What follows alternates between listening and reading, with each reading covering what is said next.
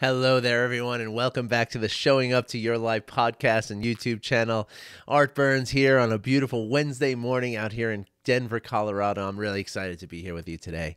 It's been a few days, I owe you a podcast. I'm really, really sorry, but on Friday, right when I was not Friday, on Sunday, I owed you a podcast on Sunday because my days off are Mondays and Tuesdays, and so I did not record a podcast on Sunday because Saturday night into Sunday I was up all night with the most just horrible and just painful migraine headache that I've had in a very, very long time. I actually am, when I was growing up, I actually used to experience migraines as a young child, like 2 years old. They actually had me in the hospital because they couldn't figure out what the heck was wrong with me. And I would just be screaming in pain. And so, so it was delightful. But for all of my young childhood and until I was a teenager, I used to get like just debilitating migraine headaches. It would last for days and just literally. And I hadn't had one of those in a good 35 years. And yesterday, or on Sunday rather, it hit. One of these things came on like a load of bricks. And so I'm really, really sorry that I didn't record a podcast on Sunday as I wanted to and as I was excited to do. But I just, again, it was just, I couldn't even focus my eyes. It was really, really tough. So I actually had to call off a couple of appointments. I was able to reschedule most of the appointments for yesterday and Monday. It's so confusing with these days off, but I just wasn't able to do the podcast. So I hope you can forgive me, and I hope that you will, find it in your heart to turn back towards these podcasts and YouTube channels, and accept my humble apology at missing the one episode last week. But please understand that I'm here to deliver everything that I'm always promised. Okay, and so today I'm going to cover what I was meant to cover on Sunday, right? Which is honesty, right? Honesty. Now, we talk a lot about integrity here, right? And I've talked a lot in the last few days. I've talked a ton about self-compassion, right? And so when we talk about self-compassion, right, and we talk about just the integrity and the ability to be, to allow self-compassion to arrive at our integrity and arrive to our truest and most authentic self, right? That's the kind of idea that we're going for here. At least that's a big part of all of the work that I talk about here, right? Because what happens is when we, most of us, as we're growing up and even as we're adults in the world and everything else, right? We are, most of us find ourselves, and I know I did, and I know I've talked to tons of people who really echo this experience, so I know I'm not the only one, and I don't know if it's true for you or not, but I'd love to hear from you and know whether it's true for you or not. But most of us have this sense that we have to be something in order to please others. Right now, I've talked about this at length in my own life, right? When I was growing up, I always knew that I always felt in my core, right? I felt that part of who I was to be, kind and friendly to others, right? That was just something that I always felt. Like I remember, in grade school, like in, first grade, kindergarten, I remember there were kids that were, like I was the one that was always trying to befriend the kids who were sitting alone, right? I was the one who, I remember my very first friend in, I guess, first grade or kindergarten, his name, I used to call him Tony Baloney. His name was Tony, and he was Spanish, didn't speak a lick of English, right? Not a single word. And yet we would go have pizza together after school. It must have been like first or second grade or something like that. But the pizza place was right in between the school and my house. So it was not, in New York City, that was not unusual for 8 or 9-year-old kids to stop and have pizza together, but literally I remember just, I would say Tony Baloney and he would laugh for like 5 minutes and then And then he'd stop laughing. I'd say, Tony Baloney again. And he'd start laughing again. And that was our completely and totally our friendship, right? And Tony, if you're out there, man, I love you. I think about you all the time, but I'm sure you don't. I don't, maybe you hear me, maybe you don't. But anyway, that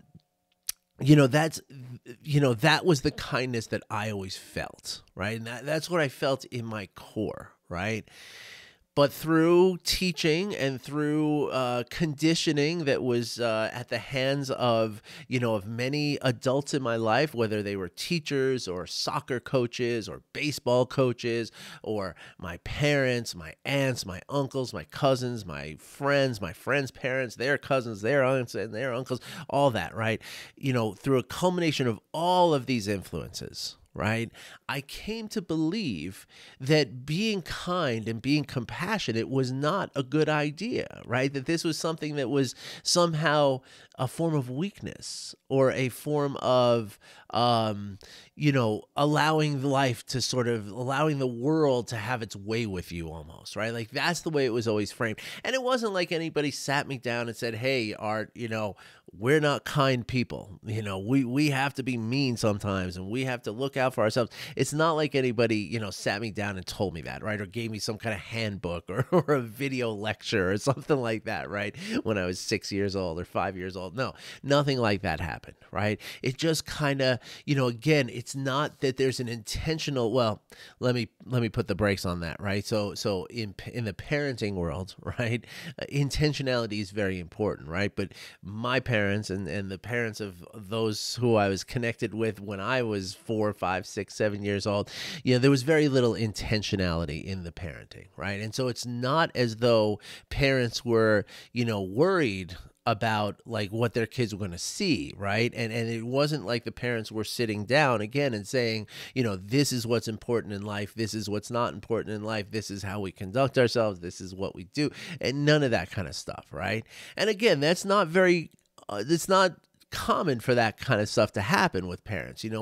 We're all living, right? We're all just trying to make it through this world. And when you have kids and adding kids on top of the rest of the pressures that you have in your life, it gets hard, right? There's no question about it. It gets really, really hard. So I forgive everyone who taught me in this indirect way, right? But the idea, so I mean, I don't want to get too much into the parenting thing, but I have worked with parents before to be mindful about their parenting, which is just to pay attention. Like, pay attention to what you're saying, pay attention to what you're doing, pay attention to what your children see you do. Right. So there's, so obviously there's an intentional way that you can do that, but that was not part of the conversation as with my, the grownups surrounding me when I was a young child. Right. And so instead, I just followed what I saw them doing, and again, it's not like everybody was, mean just for the sake of being mean or something, but there was always this sort of, like everybody's nice up till this certain point at which now we got to be mean and we got to do what we got to do to get our stuff done, to get what we need to get, to get what's coming to us, to get what's ours. Right. And so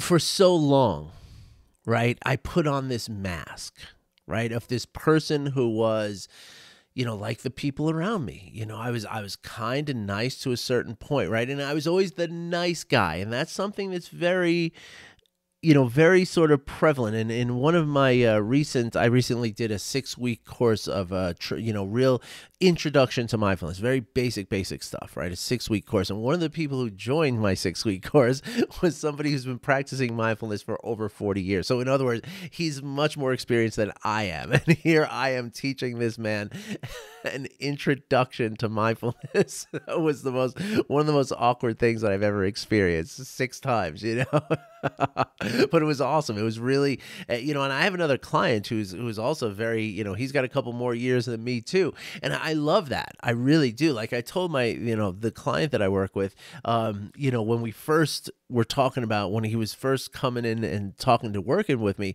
I said, it's like, I feel like I'm playing tennis with somebody who I can hit the ball really hard, like I can, obviously it's a weird metaphor, but that's the one that came to mind. But the point is though, that when I'm working with someone who's got that much, experience, right? Like we get into some really deep conversations and some really, we touch on some really deep stuff regarding the concepts of mindfulness and compassion and presence and curiosity, all the stuff that I talk about here, right? And so anyway, this person in the class, a couple of weeks ago, he made a comment that, we were talking about compassion. It was the time in that the 6-week course that we were talking about loving kindness that leads into compassion, and I was kind of talking about how the difference between loving kindness and and what we consider as being nice, right? And because we all consider ourselves to be nice people, right? We all consider ourselves like, hey, I'll hold the door for somebody, I'll help somebody, if they drop something, I'll help pick it up. I let people in the turn lane, and I'm a nice guy, right?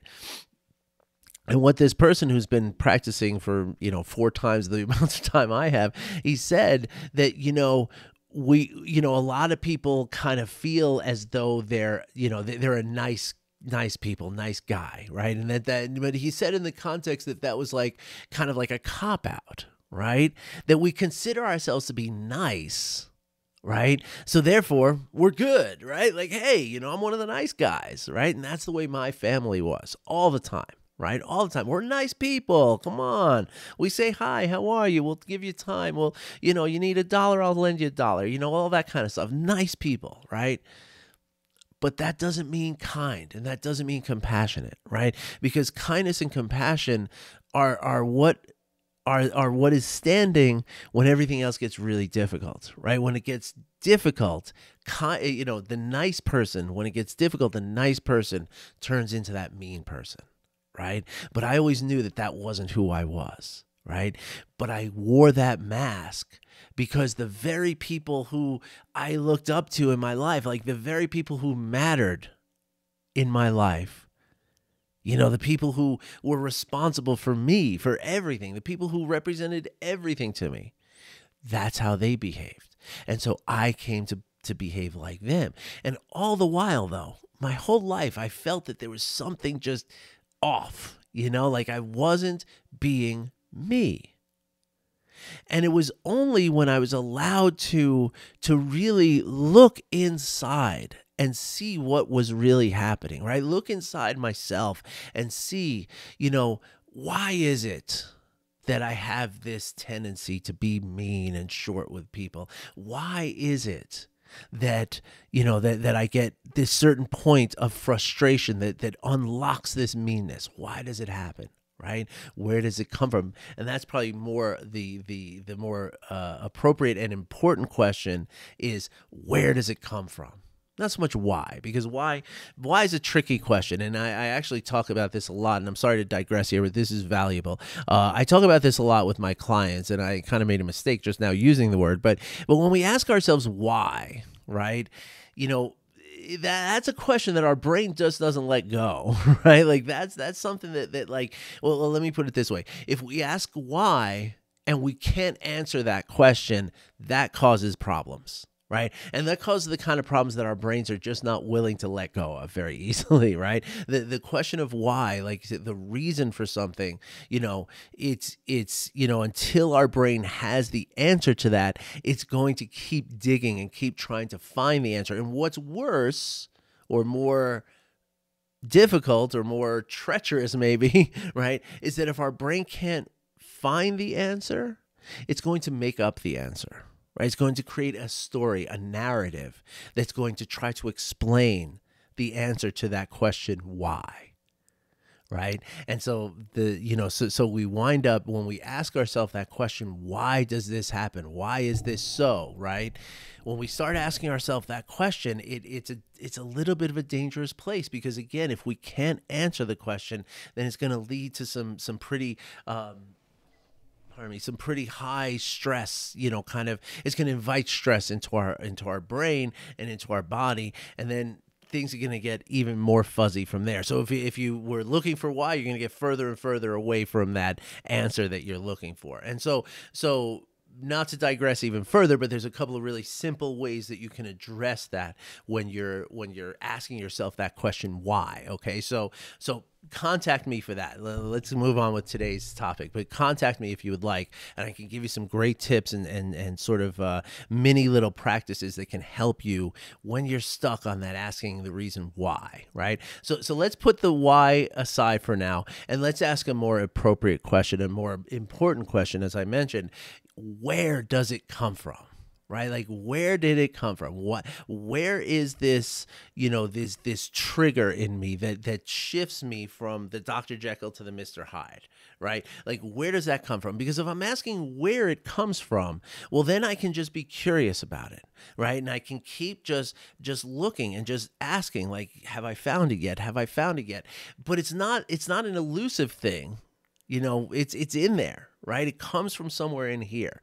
And as we develop that awareness, and we keep asking ourselves that question, where does that trigger happen? Where is that, part of me coming from? And what makes that part of me and all that, right? When we can turn towards these big questions, right?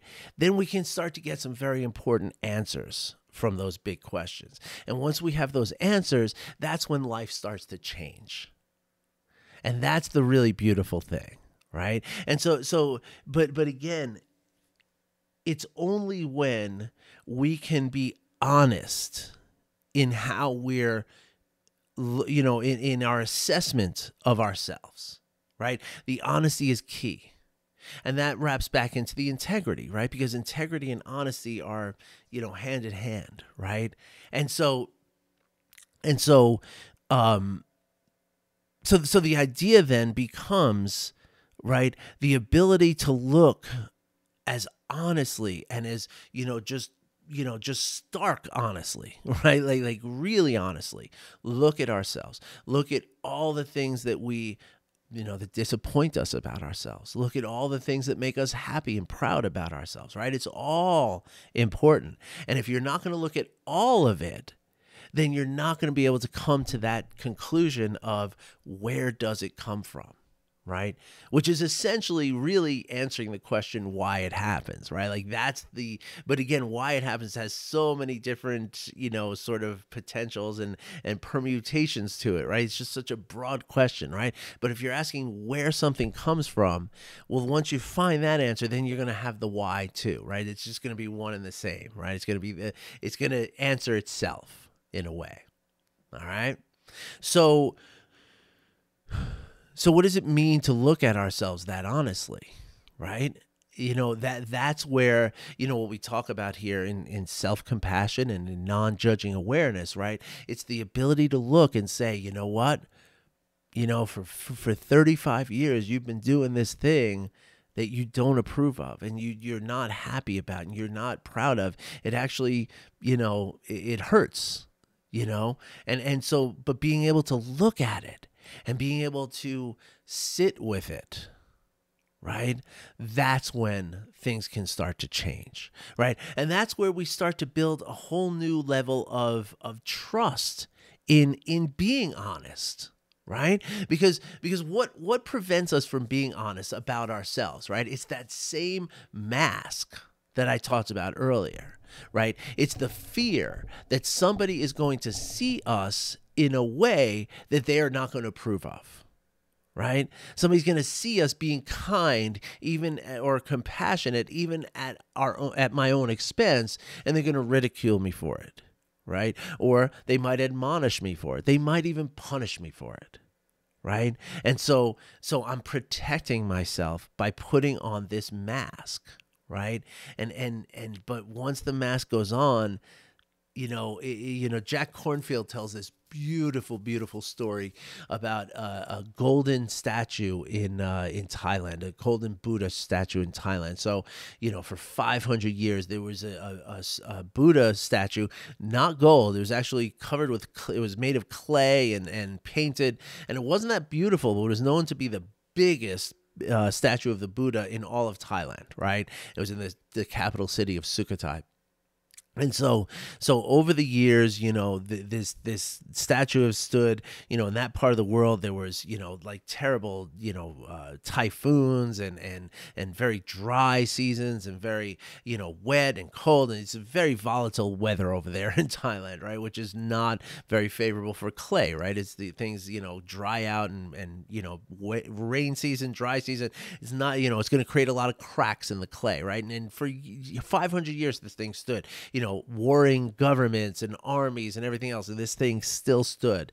And so at one point, one of the monks who lived in the monastery where this statue stood, right, he noticed that there was a crack in the clay, right? And he said this thing's going to have to be repaired pretty soon.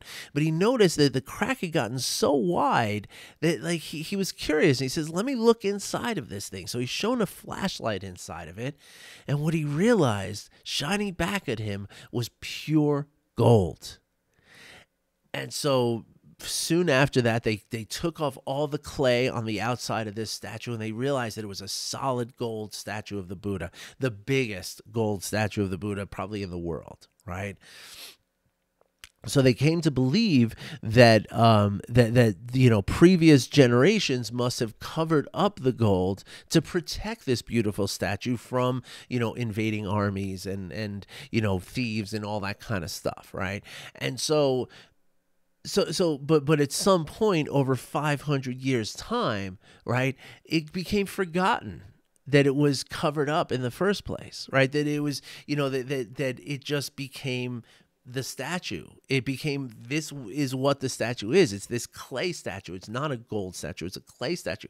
But at some point, the point is, at some point in time, everybody forgot about the gold inside, right? And so coming into, well, let me say it this way. We do the same thing that those monks did to that statue. Right? When I was a kid, I learned how to cover up my kindness with a protective layer of clay, right?